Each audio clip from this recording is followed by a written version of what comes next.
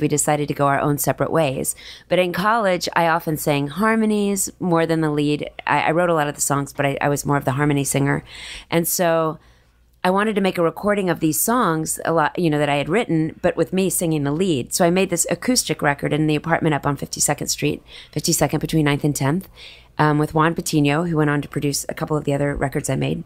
But I wanted to have something also that I could sell at shows. So we used to make cassette tapes. So we did a run of these acoustic tapes called the Purple Tape, and it had about 10 or 12 songs on it that many of them later ended up being on my other major label albums. But this is just an indie record that I put out myself and that I would sell at shows, and years later, like 20 years later, my friend said, you got to put this, you got to do something with this tape. You have to put it out on CD. So instead of just putting it out on CD the way it was, I felt a little self-conscious. Like it seemed like it was back from the early 90s. The font on the record, the photograph, even the performance style for me, singing and playing, it felt like it was from a certain time era. I like to joke around that my hair, I didn't even have the same hair products that I do now. Like the hair is like fluffy. It was very 1990s. So I wanted to contextualize it. So instead of do? Yeah. For a while, the dippity do? 10X. We had something called 10X. 10X. It was very 1980s. You'd sneak into a club, you'd have 10X, and you'd sneak into a club. But so I decided, instead of just putting the record out as a CD, I decided to make it into more of like a time capsule.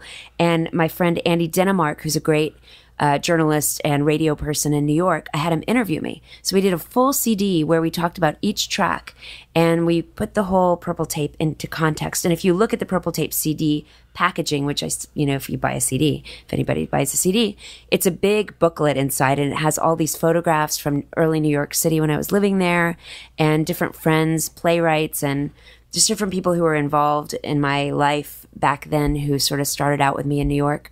They wrote about the time period, and we talked about it on the CD as well. So it sort of put things in context. And then I re-recorded one of the songs called Snow Day. And then, after that came out many years later, I put out some of those songs with the band on my major label records. So for me, it was just something I wanted to do. But there were so many people who wanted to hear it that I decided to put it out. But I definitely needed people to understand this is not a new record. This is an old record. And let me tell you about what was going on during that time. It's whether it's music or comedy, it's a process. Yeah. And I knew your song. Yeah. I watched you on MTV. I thought you were adorable.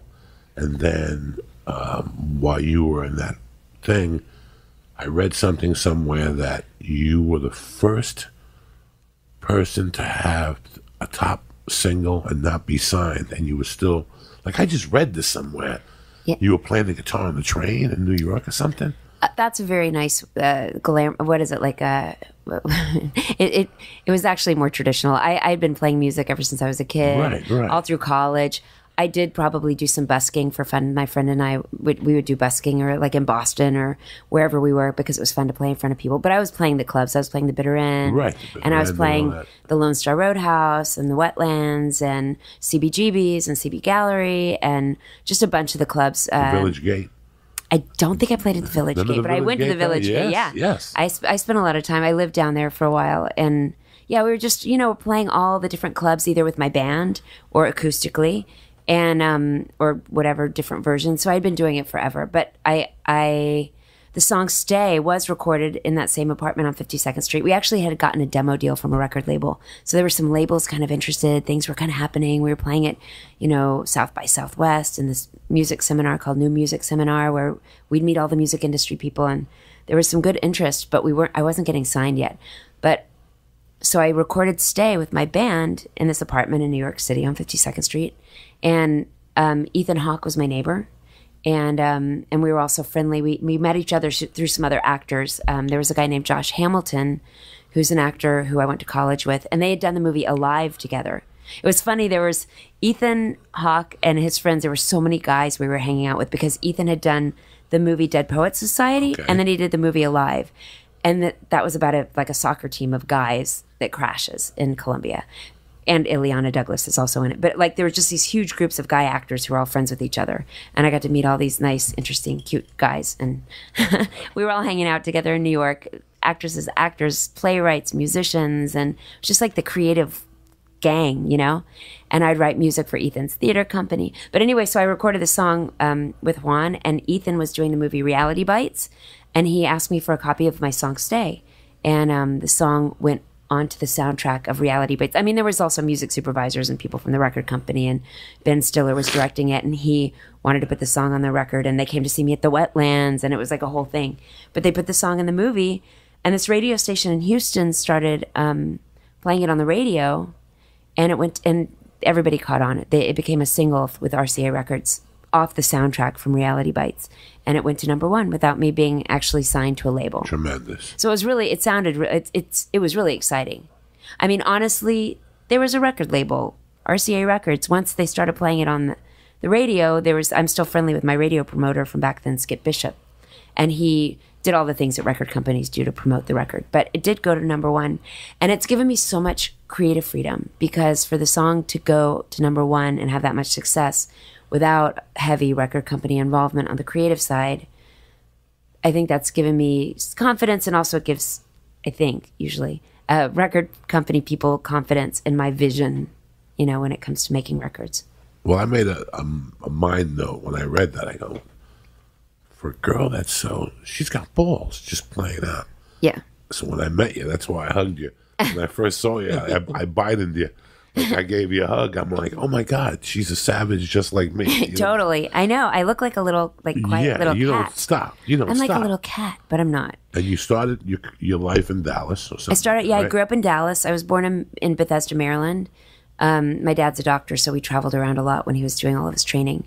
And back when I was born, he was doing his military up at the Naval Hospital in Bethesda. So I was born there.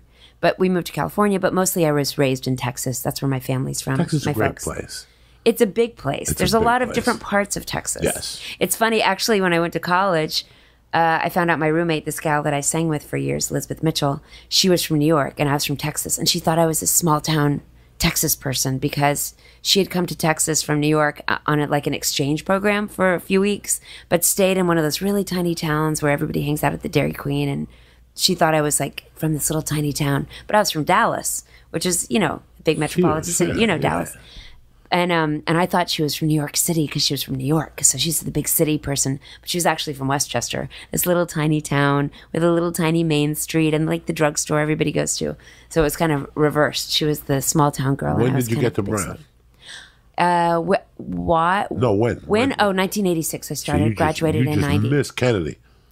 You just missed him. I just missed him. Because my buddy graduated Brown in 82. Yes. With Kennedy. Yes. And he would tell me horror stories. Not about the kid, but when his mom would visit him. Oh, what happened? On campus, people from the dorms would yell horrendous things. Really? Yeah, and I always loved Jackie O. Yeah, I did too. I didn't know. But you just missed him. We're going in like fucking Marines, you understand me? Welcome to church, motherfucker.